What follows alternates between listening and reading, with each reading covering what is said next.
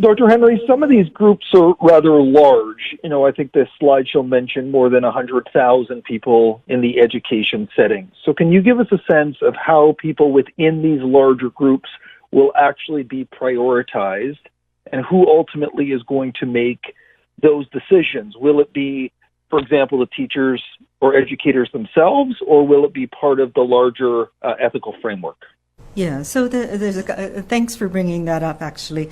I don't know if I said this in enough detail, but we will be reaching out to those groups, whether it's connecting with police chiefs so that they know when to call in.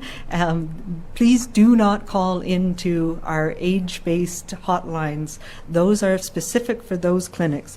We will be reaching out by specific industry, specific farms in some cases, and also be reaching out to the fire chiefs, to our police chiefs.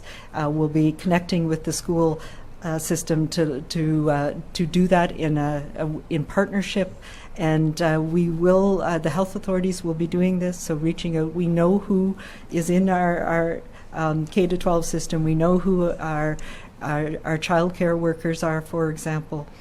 So we will be reaching out to you. It'll be a combination through the health authorities, and it will roll out, and as the health authorities are able to organize that with local providers and with health authority-based clinics. And we're doing it based on risk in many areas. So we will be looking at targeting, for example, we know where some of the hotspots are in the Lower Mainland. Some communities are having more challenges than others. So that will be all done through partnerships with the health authorities.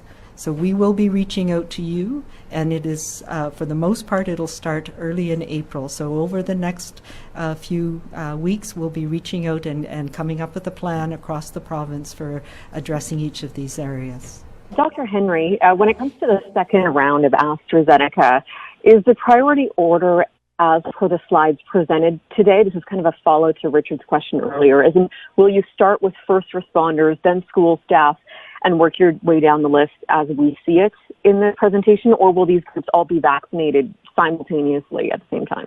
Yeah, so they're not in rank order. It will be some combination of parallel streams as we work out how best to do it for each of the different groups, and particularly for some of the industry groups, we'll have to do it in a phased way over time. So yes, it's not a rank order in any way. We're going to be trying to address as quickly as possible all of the groups as vaccine becomes available.